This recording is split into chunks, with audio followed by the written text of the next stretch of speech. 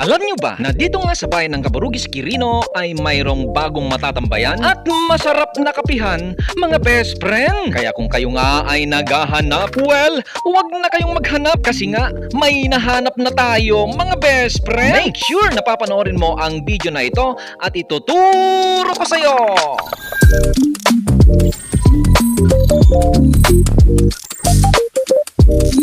So mula nga dito sa nakaraang event ng Quirino Content Creators Panagdadapon 2026, salamat sa Diyos dahil masasabi ko ngang naging matagumpay nga ito dahil ang event na ito ay sinuportahan ng provincial government ng Quirino Province, mga best friend. At higit sa lahat, naging matagumpay nga ito dahil sa mga suporta at tulong ng mga sponsors at isa na dito ang Taag Cafe, mga best friend. Maraming salamat nga sa owner ng Taag Cafe na si Madam Betwen. Para sa aming mga puso, ma'am, isa kang bituin na nagniningning sa iyong taos-pusong pagsuporta at pagtulong sa nagdaang Panagdadapon 2026. Kaya naman, pagkatapos nga ng Quirino Content Creators event, bilang celebration ay napagdesisyonan nga namin na magkape muna sa Taag Cafe, mga best friend. Ang kapehan nga na ito ay madali lang hanapin sapagkat ito ay malapit lang sa arko ng Quirino Sports Complex. Bandang kaliwa nga lang ito, mga best friend. Kasama nga namin dito sila Ifucanos,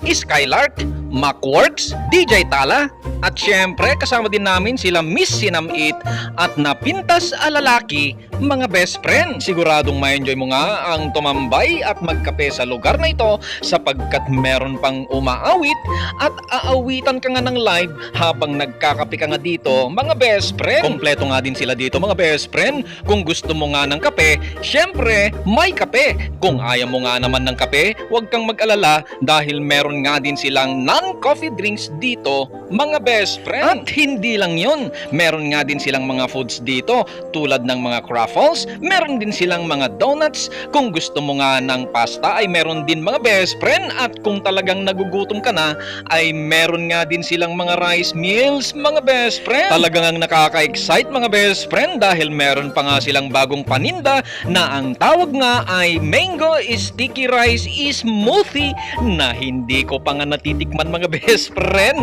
Taag Cafe, baka naman. So ano pang inaantay nyo, mga best friend? Ayain na ang mga kaibigan at mga kapamilya at subukan na ang Taag Cafe. Dito lang yan sa Cabarugis, Quirino, mga best friend.